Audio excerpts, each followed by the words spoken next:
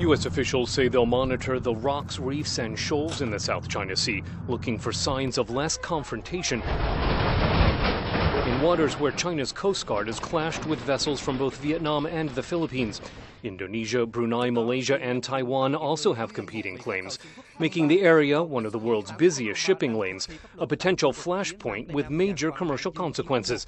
Secretary Kerry was hoping Southeast Asian foreign ministers meeting in Myanmar would agree to a halt to all provocative actions in the South China Sea. But China helped set back that move, leading ASEAN to agree to a softer, non-binding agreement. Questioned about that weaker deal, Kerry said he thinks the language does go far enough to achieve some progress. We weren't seeking to pass something per se. We were trying to put something on the table that the people could embrace. A number of countries have decided that's what they're going to do. It's a voluntary process.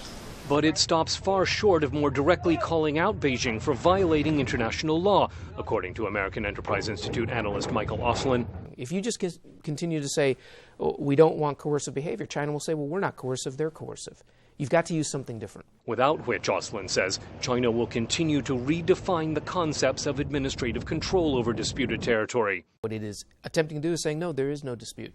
There's no dispute over the Senkakus, there's no dispute over the Spratlys, there's no dispute over much of the South China Sea, there's no dispute over the air of the East China Sea with the Defense Identification Zone because we, China, are effectively administering it. Chinese Foreign Minister Wang Yi offered ASEAN-friendly consultation, but firmly upheld Beijing's right to defend its sovereignty and interests against what he called irrational provocation.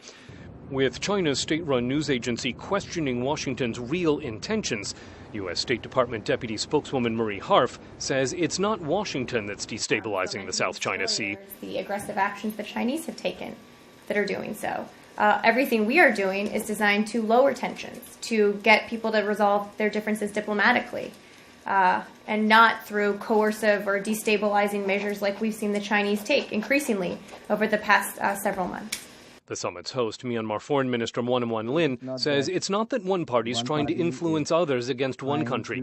He says it's all ASEAN, not ASEAN versus China, that will settle these disputes peacefully. Scott Stearns, VOA News at the State Department.